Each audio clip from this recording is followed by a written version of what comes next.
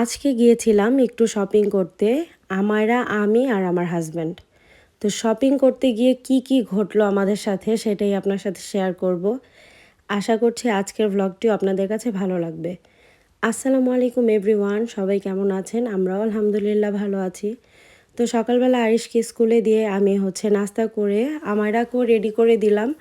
আমিও কিন্তু সাথে রেডি হয়ে গিয়েছি। রেডি হওয়ার পরে আমার হাসব্যান্ডকেও ঘুম থেকে উঠিয়ে বললাম যে তুমিও রেডি হয়ে নাও। আর এই যে আমায়রা দেখেন, সে কিন্তু ব্যাগ নিয়ে দুষ্টামি করছে। সে যেই জায়গায় যাবে না কেন, সে তার ব্যাগটা আগে কাঁধে নেবে, যে সে বাইরে ঘুরতে গেলেই তার ব্যাগ লাগবে। তো এইদিকে যেহেতু বাহিরে যাব, আমায়রার জন্য একটু মিল্ক নিয়ে নিচ্ছিলাম, কারণ ও কিছুই খায়নি এখনও, ভাবলাম মিল্ক নিয়ে নেই। তো আমি ব্যাগ ট্যাগ গুছিয়ে বাহিরে বের হয়ে পড়লাম। আর আমায়রা আগে গাড়িতে উঠেছে। তো এই যে দেখেন, আমি কিন্তু সামনে বসতে পারিনি, কারণ আমার মেয়ে পিছনে সিটে বসতে চাইছিল না, তার জন্য আমাকেও পিছনে বসতে হয়েছে। তো আমরা যাচ্ছিলাম গার্লিয়ন্সে, যারা লন্ডনে থাকেন, ব্যাকটনের পাশেই গার্লিয়ন্স। এই শপিং সেন্টারে দেখা যায় গাড়ি পার্কিংয়ের সুবিধা, এর জন্য আমাদের ম্যাক্সিমাম টাইমে ওইখানে যাওয়া হয়। আর ওইখানেও অনেকগুলো শোরুম আছে, আপনার জেডি, টিকে ম্যাক্স, তারপর H&M, নেক্সট, অনেক শপ আছে। তো এর জন্য আমাদের সবসময় ওইখানেই যাওয়া হয়। আর আজকের ওয়েদারটা কিন্তু অনেক বেশি ভালো ছিল। মানে ঠান্ডা ছিল, কিন্তু রোদ ছিল। রোদ থাকলে দেখা যায় যতই বাহিরে ঠান্ডা থাক না কেন, ভালোই লাগে। তো এই তো আমার আর জ্যাকেট পরা দেখেই বুঝতে পারছেন যে বাহিরে মোটামুটি ভালোই ঠান্ডা ছিল, 10 ডিগ্রির মতো ছিল এখানে। তো প্রথমে আমরা টিকে ম্যাক্সে আসছি। তো টিকে ম্যাক্সে আসার পরে আমায়রা ওর গাড়িতে উঠবে না। এখন থেকে আসল ঘটনা শুরু হবে। আমি আমায়রার জন্য কোনো কিছুই দেখতে পাচ্ছিলাম না, কারণ ও শুধু দৌড়াদৌড়ি করছিল।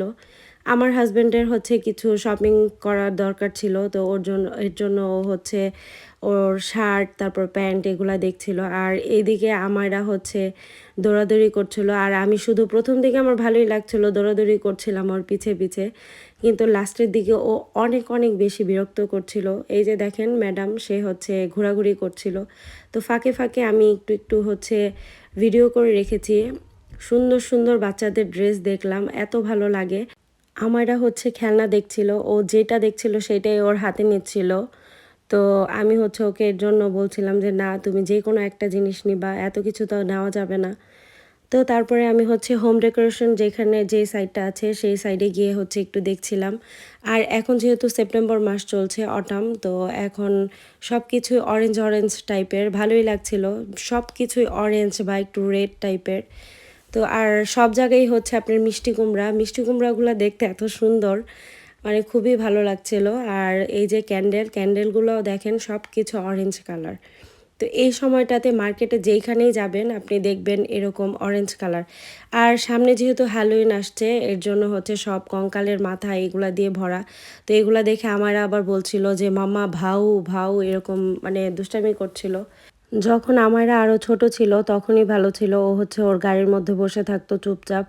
এখন যেহেতু হাঁটতে পারে, ওকে কোনোভাবেই গাড়ির মধ্যে বসিয়ে রাখা যায় না, আর শুধু দৌড়াদৌড়ি করে। আর কিছু যদি আমি ধরতে মানা করি, তাহলে ও মাটির মধ্যে শুয়ে পড়ে একদম, মানে মন মতো কিছু না হলেই ও ঘোরাঘুরি খাচ্ছিল মাটির মধ্যে। তো এই যে দেখেন কত সুন্দর সুন্দর জিনিস, মানে দেখতে তো ভালোই লাগে, কিন্তু আমরা তো আর এইসব কেনাকাটা করি না, কঙ্কালের মাথা টাথা।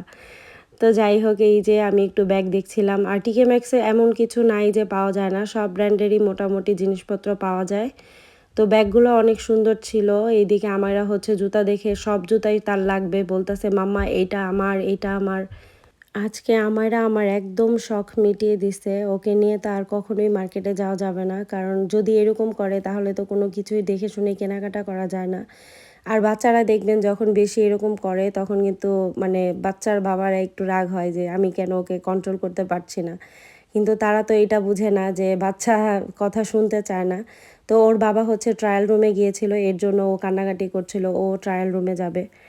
আর একটু পরপরই দেখবেন ওর কান্নাকাটি শুরু হয়ে গিয়েছে। তো তারপরে আমরা একটু নেক্সটে গিয়েছিলাম কিছু দেখার জন্য, যেহেতু অফার দিয়েছে এখন।